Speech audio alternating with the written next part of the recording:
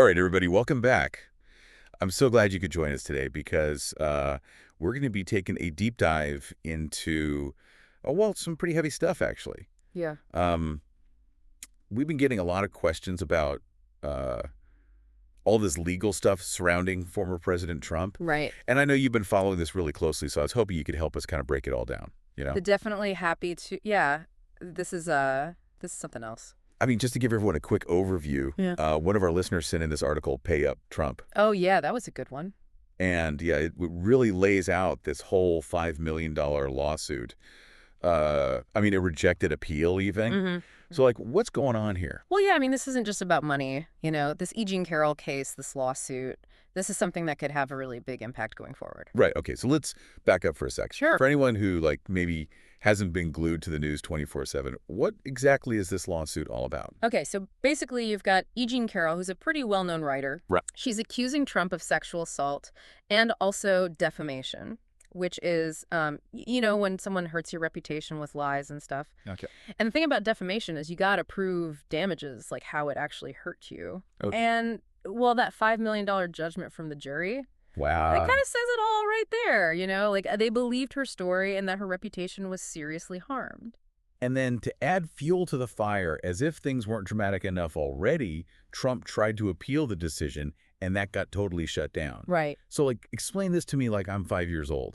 What does appealing even mean, and why is this rejection such a big deal? Cool. So imagine appeals are kind of like asking the teacher to check your answers again. Okay, I like that. Trump's team was saying, hey, the judge made some mistakes. Let's do this whole thing over again. But when that appeal gets rejected, it basically means the court is doubling down on that initial decision.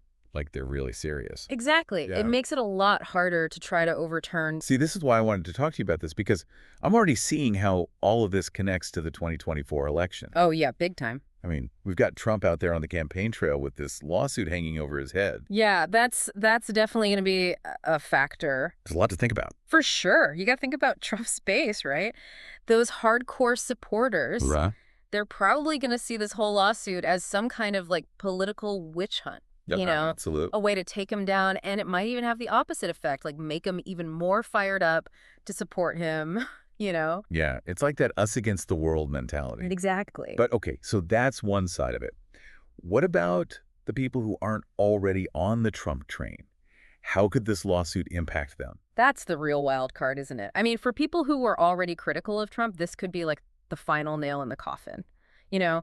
Just reinforces all their negative opinions about him. Like a pattern of behavior? Exactly. But the real question mark is the undecided voters. The swing voter. Yeah, could this be the thing that pushes them away from Trump or maybe even towards him? Right, because it's not just about the legal stuff. It's about how this whole thing is playing out in the court of public opinion. Right. So how do you think this case is shaping people's perceptions?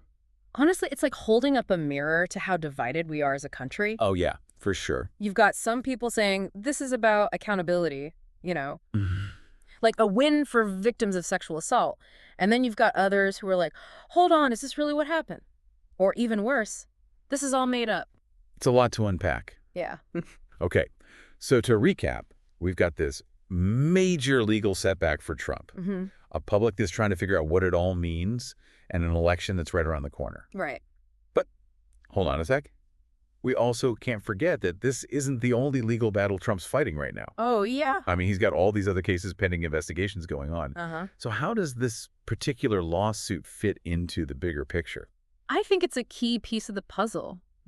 Each case on its own might not be enough to totally derail him, but together they start to tell a story. Yeah, I see what you mean. A story about potential wrongdoing, legal trouble, this cloud of suspicion hanging over him. And stories like that, whether we like it or not, they can be incredibly powerful, especially in politics. Yeah, they really shape how we see things. Exactly. Okay, so we've covered a lot of ground here. Yeah, we have. We've got a former president facing some serious consequences, a public that's trying to make sense of it all, and a presidential race that's about to get even more intense. It's like a real-life political thriller. It really is.